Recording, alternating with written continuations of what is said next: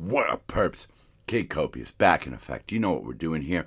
We're repping America, the center, and common sense. And more often than not, California. We got a lot of crap to get to, so let's kick it off. So, last Monday, there was a shooting down in San Diego at a mosque. You know, I might have my reservations about Islam, you know. I mean, it's like in many religions, you know, they're problematic when the word of God is perverted by man. But, you know, whatever we may think of a particular religion or maybe what their tenets are or whatever, you know, shooting up a place of worship it's not cool.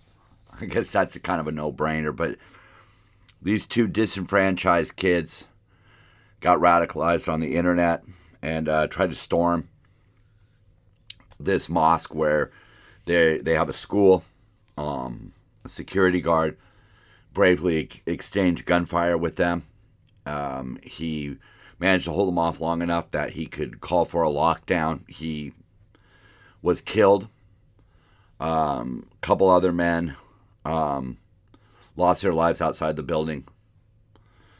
Some of these men sacrificed themselves to distract the shooters, you know, long enough for the lockdown to go into effect. And eventually the two shooters left and drove off, and they were found dead, self-inflicted gunshot wounds.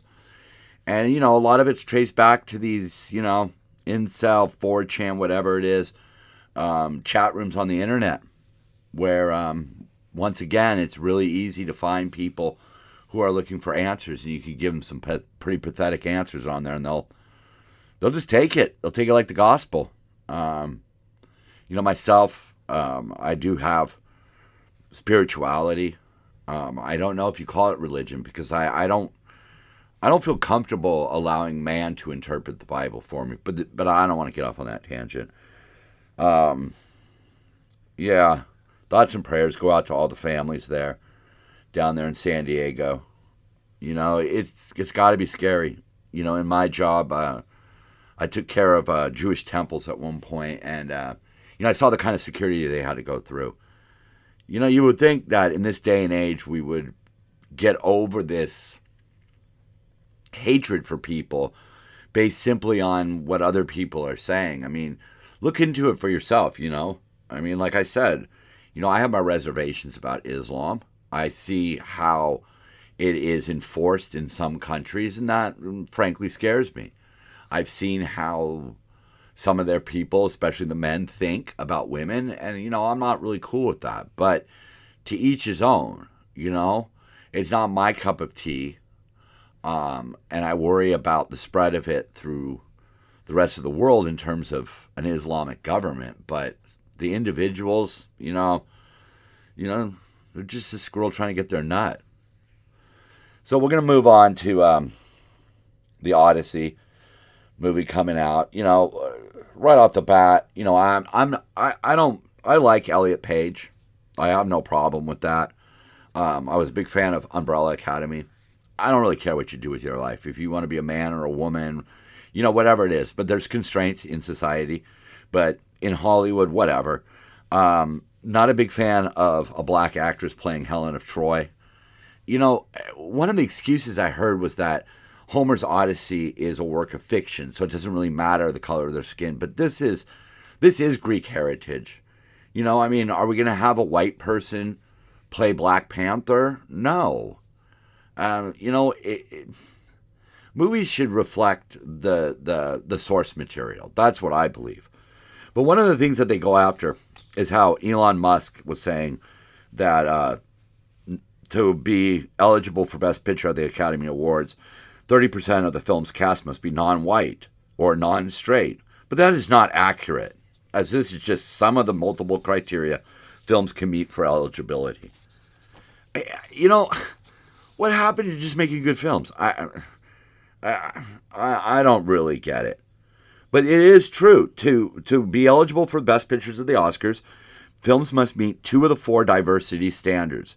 And 3 of the 4 can be met in multiple ways. First is, 30% of the cast underrepresented. or the main theme centering around unrepresented groups. Okay.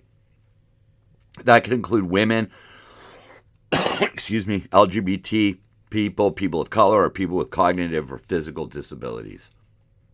Yay. So you can make the best film in the world, but if it's based on a story that is all white males, then you're not going to get Best Picture. Well, they do open the door for that, right? The second criteria can be met by having either 2 department heads, like cinematographers, directors, or costume designers, 6 crew members, or 30% of the entire crew from underrepresented groups. Wow. So you could hire some gay cameramen and you're cool? Like, I don't think that's really achieving the purpose here. Okay, that's great. It helps get underrepresented people work. Sure, okay. I suppose. I suppose if they're good enough, they're going to get a job anyhow. But I mean, this is ridiculous. The Best Picture okay. The third criteria can be met by the film studio or production company offering internships or training opportunities to people from underrepresented groups. Okay, again, that's great, but I don't understand why that needs to be something that's a requirement. See, that's the problem, is this whole idea of these requirements, these DEI requirements, is that you're simply forcing people to possibly be choosing from somebody who's not as talented just to meet a quota. See, if all you're doing with your film is meeting a quota, what are you really doing? I mean, what are you doing? The fourth standard could be met by having multiple executives from underrepresented groups in the film's development, marketing, publicity, or distribution teams. See, you make these rules to try to, because at one point they had the whole Oscar So White campaign going on, hashtag Oscar So White. So now you're saying we're going to try to increase that by putting these standards in place, but then, really, as long as you have some gay cameramen, maybe a black marketing guy, a female in publicity, and maybe a couple people who have to use wheelchairs on the distribution team, you're all right. I mean, again, it's not judging people by the content of their character or by their merits. It's judging them by which boxes they can check. And ultimately, I don't think that's any good, because when you just force this stuff upon everybody, there's backlash. If people are good enough, then it shouldn't matter if it's a gay black woman in a wheelchair. If she's good enough, she's good enough.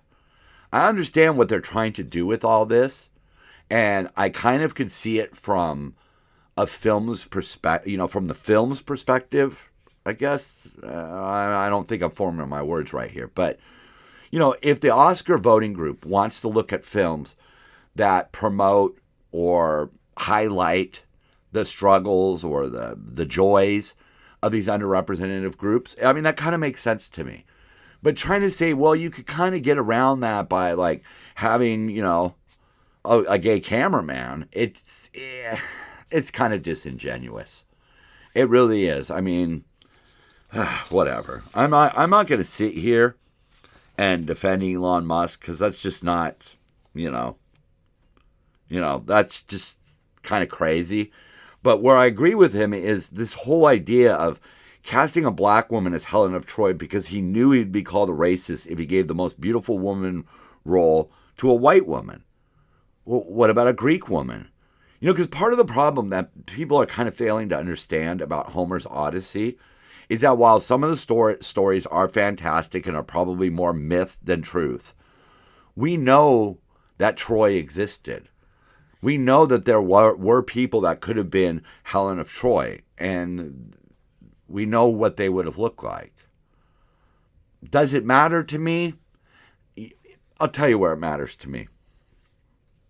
When I see studios making these kinds of choices, I figure that they think, well, that's good enough.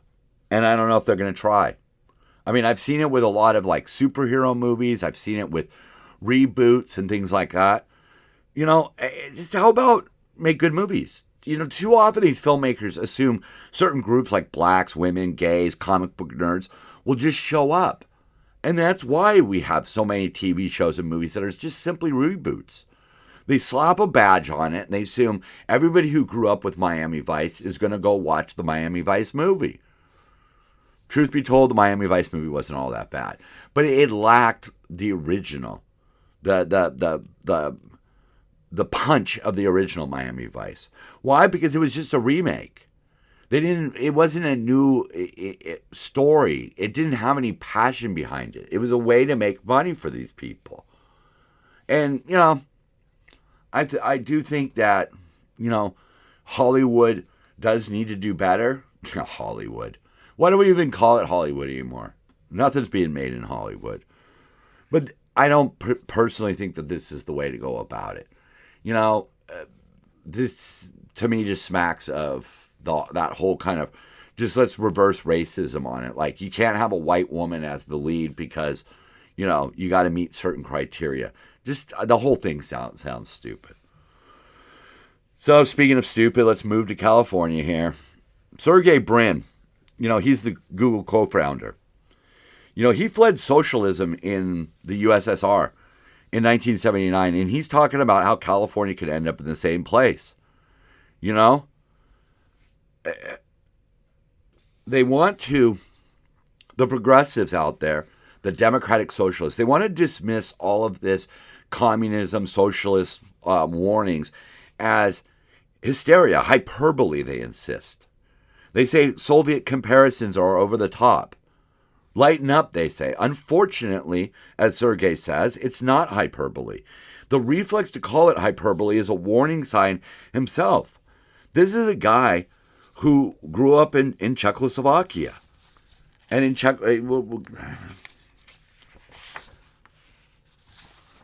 he knows what he's talking about. We can look at history. History is a great teacher. Tsarist Russia had, in the 3 decades before the Bolshevik Revolution, were richer than it had ever been. It industrialized rapidly on the gold standard ruble after Sergei Waite's 1897 reforms. Output grew more than 3% a year. Per capita gains ranked among the fastest on the earth. By 1900, Russia was the world's largest oil producer. It boasted world-class universities and a merchant cash awash in wealth. But there's the irony at the heart of every revolution. Portions of that merchant class personally bankrolled the revolutionaries who would later seize their factories and shoot their grandchildren. That's what happens every single time. Look at what happened in Iran. The fundamentalists, the Islamic fundamentalists, got the green people and the progressives on their side and said, hey, let's overthrow the Shah. The Shah is bad. Let's overthrow him. As soon as they overthrew the Shah, they murdered all those other people. And that's exactly what happened. In 1948, the communists seized the ministries one by one under the cover of legality, which is what we're seeing. Nationalized laws and decrees confiscated agricultural property and general property. Roughly 90,000 Czechoslovakians faced political persecution over the next 6 years. And guess who went first? The enabling elite. That's what they did. He draws a comparison to California, the richest state in the richest country. Its economy exceeds every nation except the United States, China, and Germany. It's strong and dynamic. But for 30 years, California billionaires have written the checks that fund our state's and our nation's self-destruction. I understand why people, want to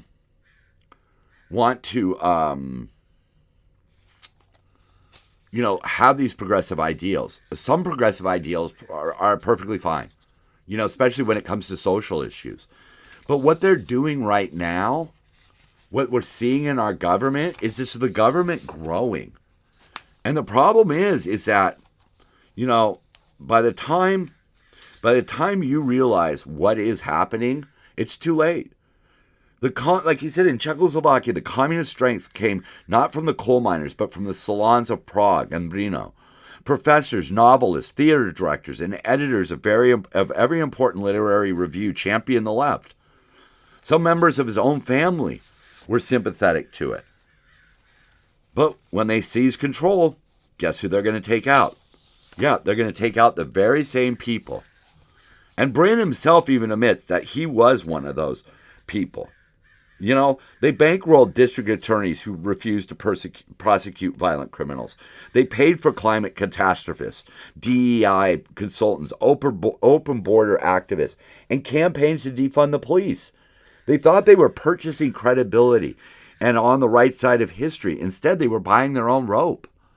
These rich people think that if they're close to the revolution because they funded it, they won't be caught up in it. Well, guess what?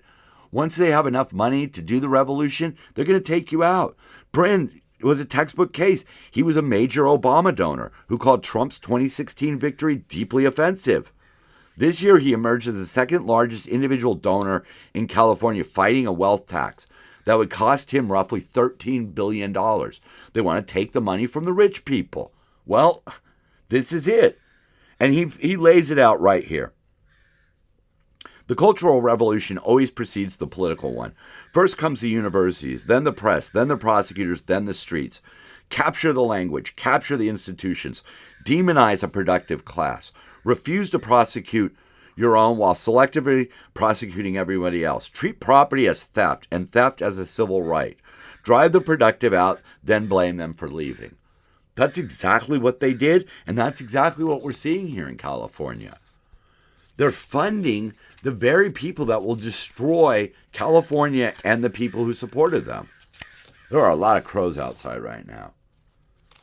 That is the problem that we have in California. It's not hyperbole because we're seeing it step by step.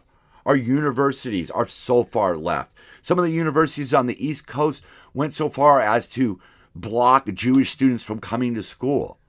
Like, they were openly racist. They wanted to defund the police. Some people even take it a step further. They want to defund the police and then just get rid of it. They are identifying as Democrat socialists now. And we know where this is going to end. Yes, I'm aware that there are socialist parties around Europe where the country works. But there are a lot of differences between those countries and the United States. There just is. There are huge differences. And the worst part about it is that they are so consumed with playing their political games that they don't really have time for anything else. Right now we're looking in LA here. A $15 billion budget spirals into a fight over firefighters and homeless spending. And of course, Rahman, who's running for mayor, the Democrat socialist, was among 12 council members who voted to approve the budget.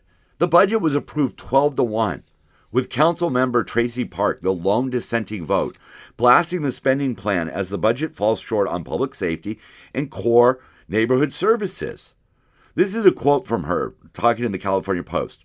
Somehow the city managed to find money to hand out needles and crack pipes, but no money to pick them up off of our public beaches. Yeah, because that's what they're doing. They're waiting right now for a proposed sales tax before they really contribute more money to the firefighters. Right now, LA, has $51 million in unmet fire needs. And we are one of the fire capitals of the country. We have so many people living in the hills. We have so much infrastructure out there. We have entire towns and cities that just got wiped out by our last round of big fires. The Palisades, the Altadena fires. And they're not even refilling the reservoirs in the Palisades yet. I guess I know why they're not doing that. They're kicking it down the road. You know why? Because there's nothing left to burn. But again, it's these priorities. We have this thing called clean corridors here in LA. They were scaled back and delayed as these officials work to close the budget gap. This is Coastal Care Plus teams, which monitor approximately 20 miles of coastline, waterways, creeks, and storm channels and remove hazardous material and debris. As Park was saying, all of the garbage, trash, toxins, and pollutants that move through our gutters and storm drains end up in our waterway and out on the beach. That's needles, drugs, trash, plastic, remnants from encampments, and of course, human waste. But where are they spending the money? Oh, well, they're going to be spending a whole shit ton of it on the homeless. I mean, that's the ridiculous part. Something like $124 million going to be spent on the $146 million directed towards homelessness. Again, we have incentivized homelessness. All right?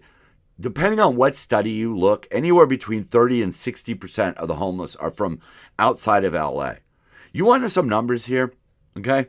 New York City has 8 million people. LA has 4 million people. All right? But when it comes to homelessness, New York City has 187,000. LA has 158,000. That's only 27K difference right there. That's ridiculous when they have 4 million more people than us.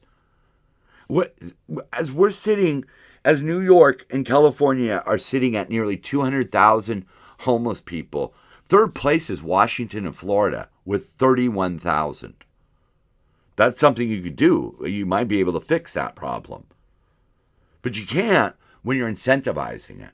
And that's what we're doing. We need money for firefighting duties and firefighting equipment and stuff like that, but they're going to spend it to fix the teeth of meth heads. They're going to spend it to give out meth pipes and hypodermic needles.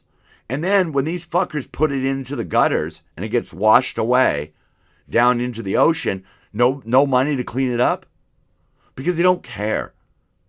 They don't care. One of the main leftist socialist beliefs is that everything we did 10 years ago is completely wrong. It needs to be abolished. It needs to be burned to the ground.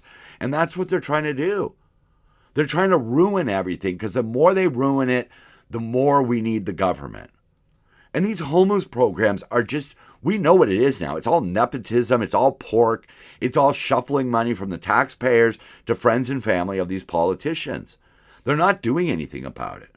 They're absolutely not doing anything about it. And the worst part is so many people can point their fingers and say, oh, you're not doing anything about it. And they don't have an idea. Well, some of us actually have an idea, myself included.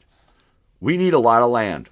We need a building where we can house people. We need buildings where we can service these people, where we can have drug and alcohol rehabilitation and meetings and activities and cook food for these people. And what we need to do is take a big parcel of land, build that building, leave some of it for RVs and some of it for people in tents. And when you're found out on the streets, you're taken there and you can't leave. If you want more details on it, I'm thinking of something where you have some sort of tap card, and on that tap card is your information. And if you voluntarily went there to live in this, encampment city, cool, you can leave. Or you could come, people could come in if they're fine. If they're, not drug dealers, not there for criminal gain. But if you've been sentenced to that place, you don't leave. You don't leave until you get a job and you can afford to live on your own. Or you're clean enough to live on your own. Or you're taking your medicine so you can live on your own. That's what has to be done. They don't want to put them in prison, fine. Then we need to have this kind of like halfway house. And it needs to be removed from the rest of us. I'm tired of it.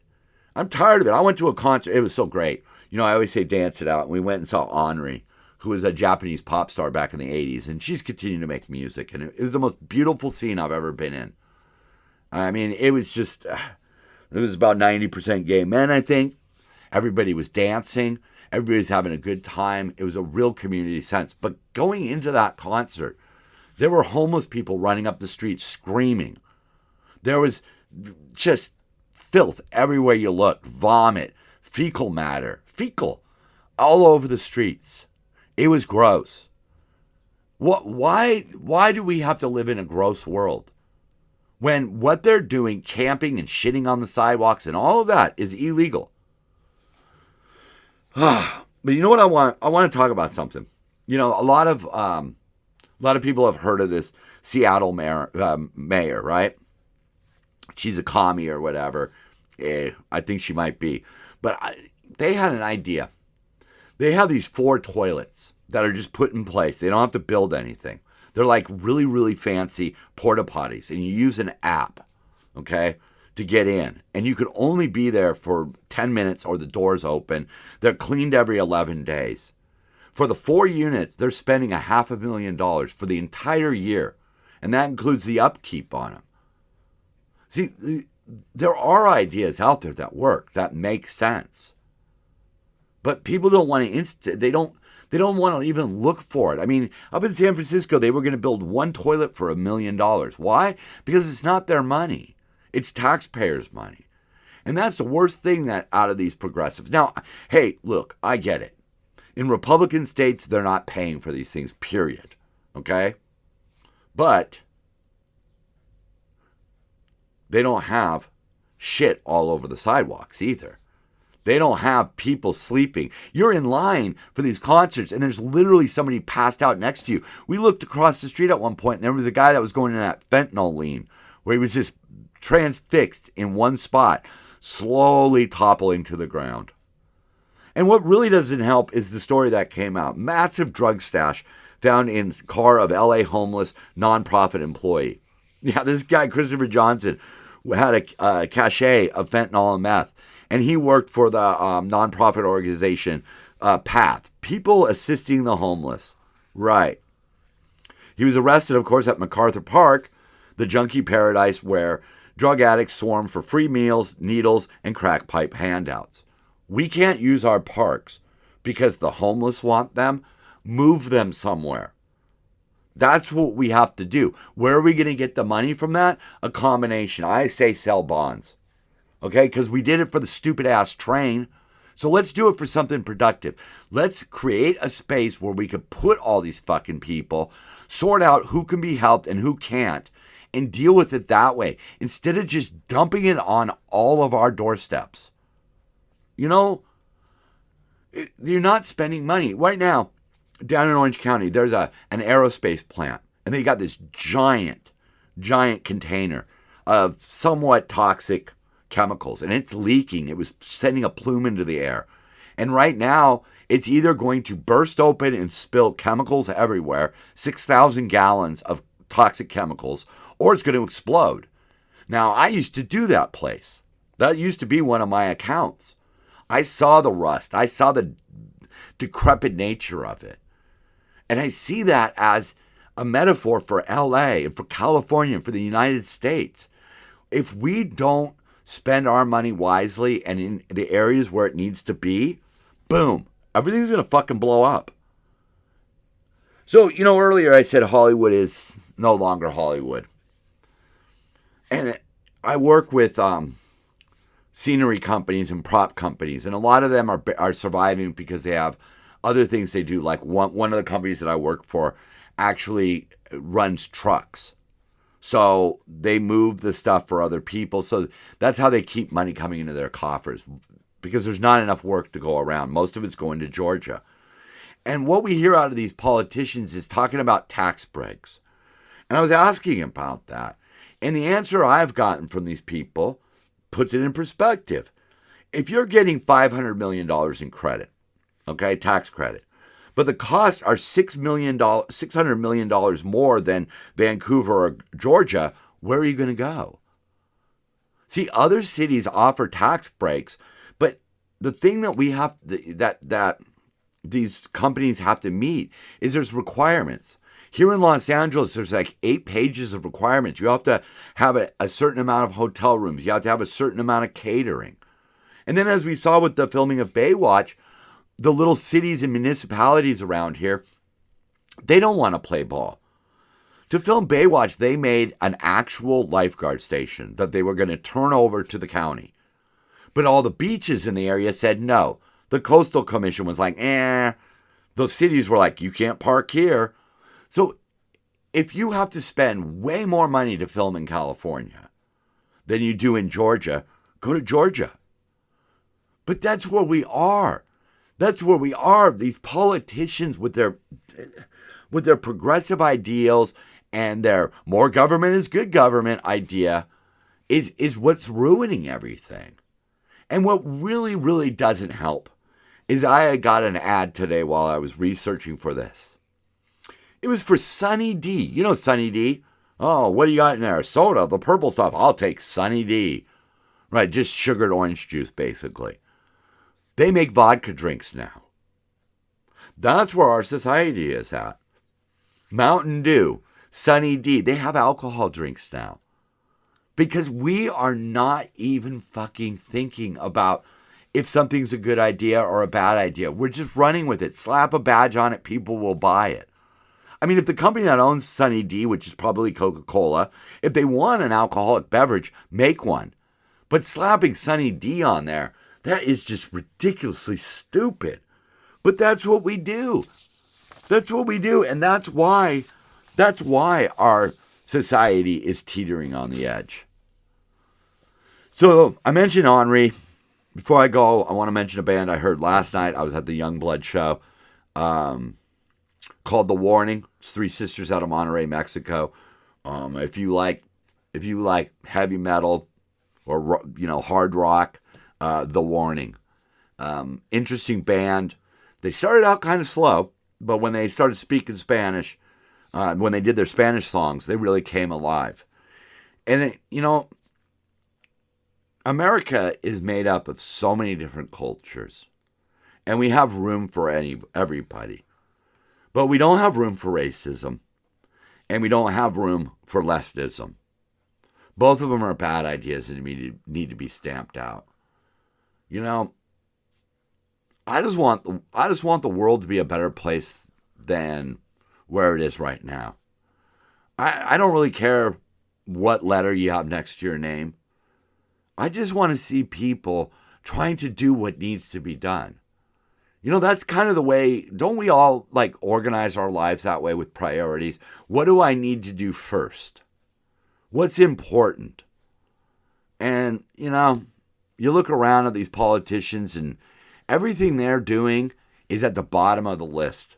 But it's important to the Coastal Commission. Oh my goodness. We're not rebuilding. They can't even have fireworks in Long Beach because of the Coastal Commission. Good idea. Have somebody who protects the coast. But then you extend it inland. You give them unlimited power. And it's a bad idea. That's why leftism doesn't work. And racism, well, that's what leads to the tragedy down in San Diego. That's why purple needs to be a thing. Because we don't subscribe to those extremes. We're in the middle. I mean, it's quite simple. We're in the middle. Let's make some sense. The way that we get Hollywood back into Hollywood is the same way we fix California. We have to identify the problem, and we have to tackle the problem. And we have to keep our eye on the money, because every dollar that is lost to fraud and waste is useless. I'm Kid Copious. I'm Purple State Party, and so are you. Love one another. Keep on grinding. And you know what? After the week I had, I went to Henri, and it's so true, man. When the pressure gets too much, dance it out. Love you.